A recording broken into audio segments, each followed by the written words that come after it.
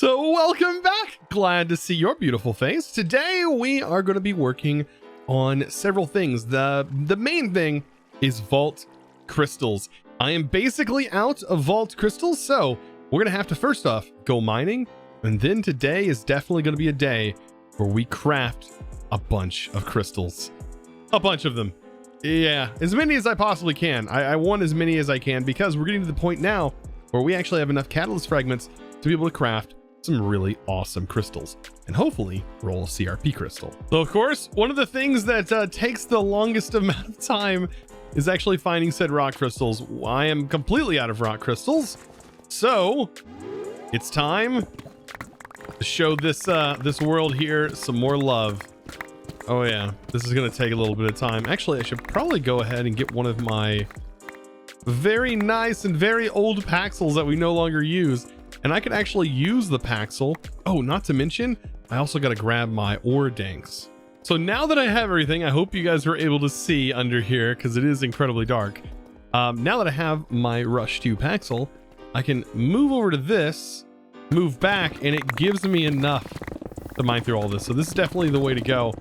Also, quickly, I do want to explain a few things.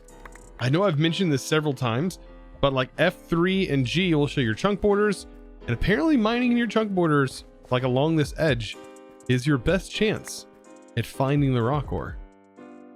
As you can see, there's one literally right here, and as you can see, it's like right on the edge of the chunk bounds. So definitely worth grabbing that.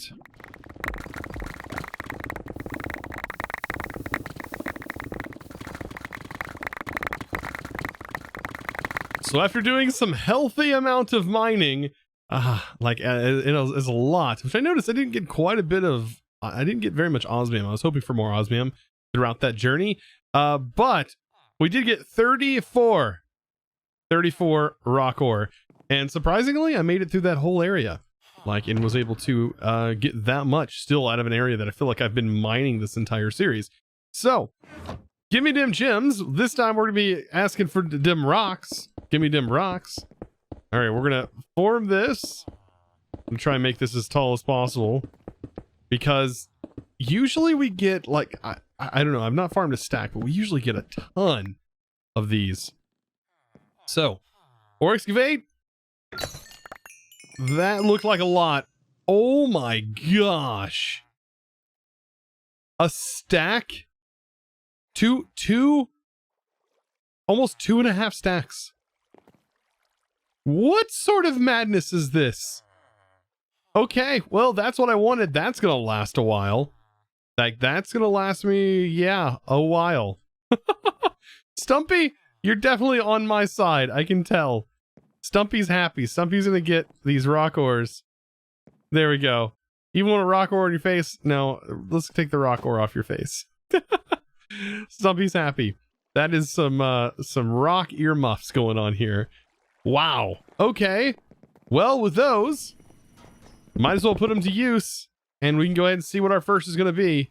Now, prior, I have unlocked this. So we do have 40% chance with that 30% and 10%, 40% chance of us getting a lucky altar. So it is pretty high now, which is great because the higher this is, the quicker we can just make these crystals. And yeah, that's perfect. As you can see, we are missing a few things, but I do have them laying around. I just never threw them inside. For example, right here, I have tons of charcoal that's just laying around that never got put inside. Oh, this is so good.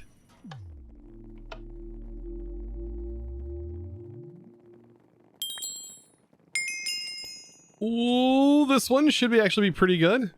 This should auto-complete itself, hopefully. With the cakes. I'm pretty sure I have cocoa beans laying around. Right? I have cocoa beans inside of an inventory, but I don't know if it's an inventory that is directly linked to where it's supposed to be. There we go. Now that completed. And then cakes. Unfortunately, I don't have a way of automating cakes just yet. But emeralds, they just need to go right in here, and I'll purchase as many cakes as I possibly can every now and then. And they go right inside the inventory. And as you can see, that should be completing. They are single item, unfortunately. And complete. Now we have another one. And hopefully I can make these like as fast as possible. Like I'm trying my best to speed this process up. This was not a lucky, but I should have all of these items, including the slime. Definitely coal, that completed. And slowly but surely our wood should be completing too. I'm pretty sure that as far as spruce goes, should be, I think we have spruce down here. So definitely, yeah, I do have spruce down here, but they're not in that particular location. Where is all my spruce? Are we out of spruce? We probably are. So, you know what? Might be on the agenda. I think we might need to upgrade some tree farms with the Create mod. So I am planning for something very special. I'm going to be using a very interesting method for which to farm trees.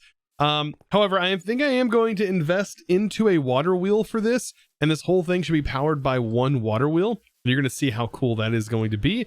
But first, notice what I'm doing.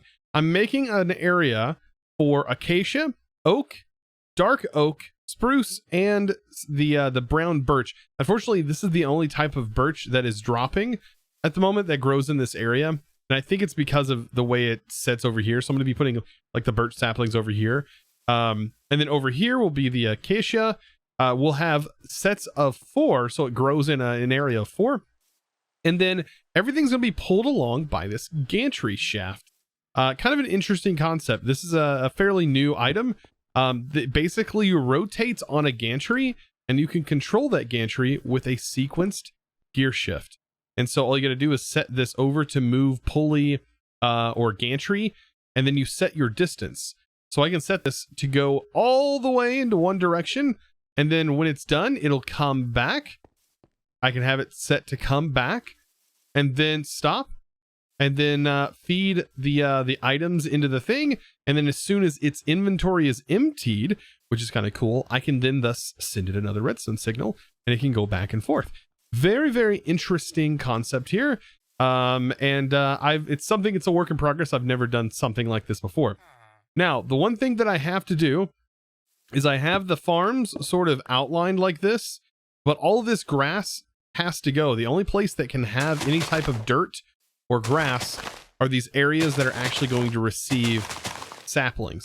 I do not want the things that I'm going to have placing saplings to have anywhere else place it. And I'm going to explain why I have this separated in this manner. So now that I have sort of the platform laid out for which this tree farm is going to run, let's take a look at how we're going to build this. So the gantry works similar to how I've already set up my my other farms, except for the gantry itself gets placed on its side here. I'm going to place it right here, give myself a little bit of room. And let's see, if we go ahead and take this off, this should be the place where it ends up stopping right here. And that's going to, yeah, this will be perfect, the perfect spot, because this is right where it's going to start. So automatically this part is sticky, which means we can use, we can use really any material. I'd prefer not to use a log, so because it's going to look weird, but Create has these things called chassis, and we should be able to use a chassis. Let's see, linear chassis should work. I believe we should be able, there's a secondary linear chassis. A linear chassis should work for us. And that is going to start here. Oh, actually, let's remove this real quick. Actually, I've got to break it with this. Fine. Place it that way. Now it should be connected to this. And as we move along here, you'll notice how this is actually connected. Kind of interesting how it does connect. But there we go. It is connected. Now I'm also going to need this to be connected on the top as well. Let's go ahead and do that, because in the back, we're going to have these things called deployers that need to be placed not this way. They need to be placed another direction. I might actually have to go down here and break these. So here is how this setup's going to work. I went ahead and made my linear chassis setup like this, and I'm going to explain why here in a little bit. But things are going to get a little bit interesting. I need several more saws. Hopefully I can make, what, 8 more? Of course, I'm going to run out of black opal. Oh, I'm going to have to mine. I'm going to have to get some of that cracked open. But what I'm going to do is I'm going to have my saws facing the front. Now, you may be wondering, like, Chosen, you don't have to use glue. I'm using glue on the front here and the back because I'm going to have saws on the front and back just in case if the gantry is coming back, I need to make sure it can actually go through saws. Now, the good thing is the deployer, when placed up here, I have it placed up, and it can actually place through the mechanical saw and actually place oak saplings so it doesn't get in the way, which is a bonus because I'm going to have the deployers all placed like this, and they are all going to need to have an individual filter pressed on them. Notice this is set to oak, but this isn't actually going to be oak. But yeah, you can see the filter goes right here. So there we go. And then I have my different platforms for the trees to grow on, as you can see. So hopefully we'll be able to get this all set up. Now, the reason I want this to be open in the middle is because I'm going to try something new. I've never used storage drawers with the Create mod, but I was thinking, how am I going to get saplings to work in here? Well, I need to have some sort of priority system with these drawers. I just need to make sure that I don't pull out my saplings, and I don't know. I'm going to try and use these for the saplings. So for this, I'm just going to go ahead and glue the storage drawers in. And each one of these are going to contain all of the different sapling types, and they're going to be locked. So hopefully we can keep them in there. We'll see how that works. So I've got everything pretty much set up and filtered. I'm hoping these work, man. This is going to be really nice if I get this to actually work properly. So what am I doing right now? Well, I am actually working on getting a water wheel set up, and this should be pretty simple. I went ahead and made the water wheel. It is incredibly expensive. I think so. But it is going to be worth it for the simplicity of this build. So I'm going to place it right here. We're going to see if I need to change the direction, because you can actually change the direction that this turns. I don't think it's going to 100% matter, but we'll see once we get this going. Now, all I have to do is place a brick right here. And what actually could do better, I think, is a stair. And then waterlog the stair. I've not experimented with this. This is my first time experimenting with the waterlog stair, but I think if you place that there, this will give it the most water. I don't know if that spinning in the back matters. I don't know. I feel like that's not 100% going to work. Let's try it this way. That seems to be spinning faster. This is how I normally do it. I normally place a block right here, and then this thing gets to spinning, as you can see right here. Now, what I'm going to need is a vertical gearbox. As you can see, the gearbox is going right here. And then we're going to have this thing. So create and sequence gear shift. So the sequence gear shift is going to connect right here. And then I just need a shaft that connects to the sequenced gear shift. Now, you notice it is spinning. I don't know if that's spinning in the proper direction or not. We're going to find out. But let's get a button real quick, and we're going to sort of test this system out. Because another thing I'm concerned about is the portable storage interface going to interface with this? Because once it hits this point, it's basically going to dock. It's going to stop where it's at, and it's going to turn back into this particular machine, not a contraption. So I'll see how that goes. But let's go ahead and program this sequencer.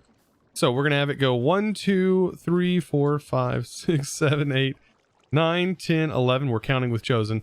12, 13, 14, 15, 16, 17, 18, 19, 20, 21, 22, 23, 24, 25, and 26 meters.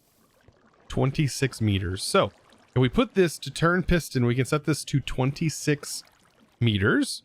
And as you can see, it is set right now. I'm going to go ahead and set this to double speed. That should be able to handle it, hopefully. And then we'll set this to turn. And as soon as it hits that end, we're going to set this to another 26 meters. Except this time, we're going to go double reverse. And then end. Right? I am going to set it to await a new redstone pulse, but it's going to repeat this. We're going to set up redstone here in a second. So let's give it a redstone. Notice it's going the wrong way. So that was something I was a little bit worried about. So let's go ahead and take this and we'll kick this off. Hopefully that resets everything. Now what I could do is I can just put another gearbox in here, or what is honestly really easy is take this and I jump and I shift click. And notice it's going the other direction. Very interesting, right? So all I got to do is just replace the water. Bam. And now it's going the other direction. So we can have this same setup with that going, and then the gear shift, the gears. And now I don't have to change too much. I can just hit the button. Oh, and it does interact, which is perfect. It'll interact for a couple of turns, it looks like. Probably just the happenstance of it being so close. And look at that. It is running through here. And it will, it should be planting saplings. Okay. So here's the problem. It's not planting saplings.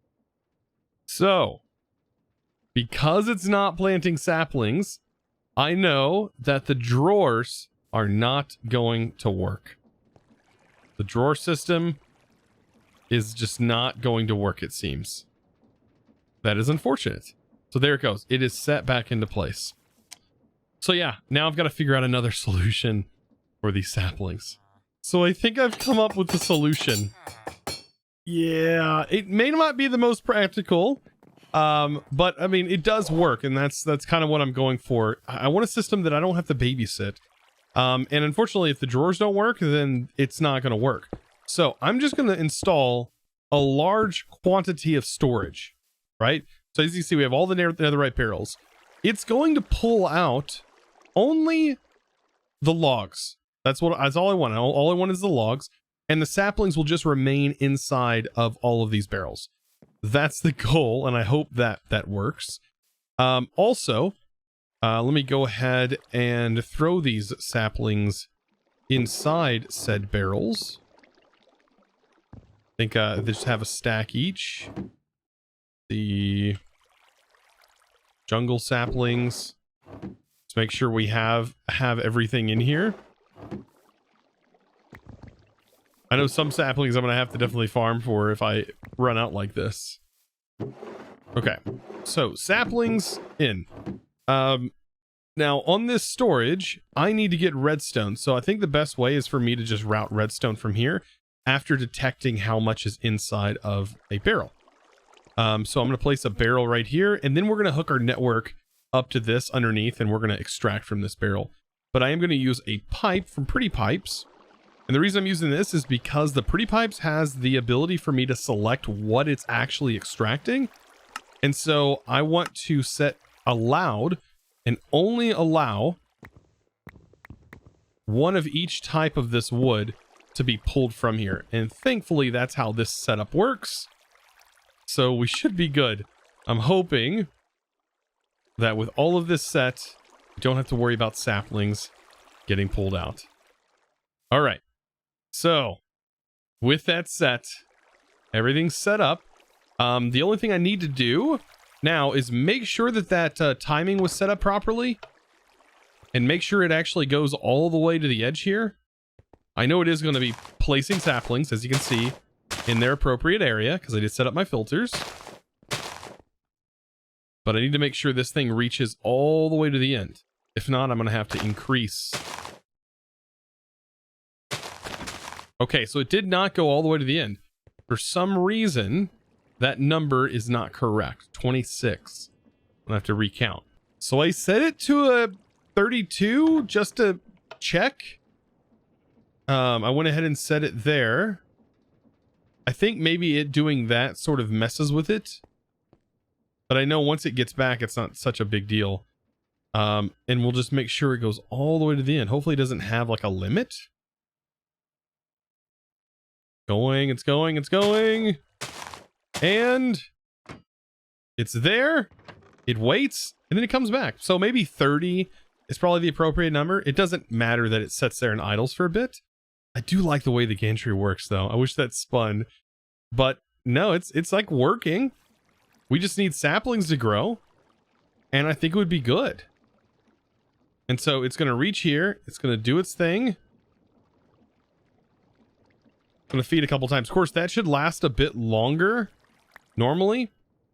All right, and then the goal is, let's see, how do I want to send another redstone? I could just do timer-based stuff, but then again, the timing could get all messed up.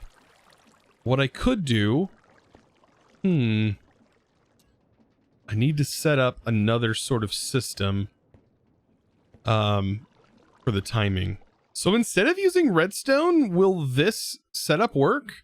I don't know. I'm going to set this to like delay for 5 seconds right now. And I'm going to go ahead and just activate it and see if this just does constant back and forth. And as you can see, tree's already grown.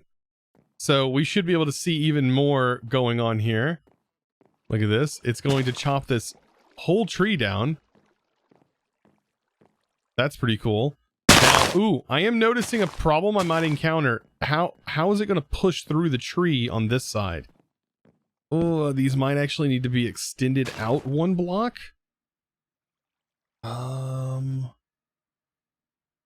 Okay, how?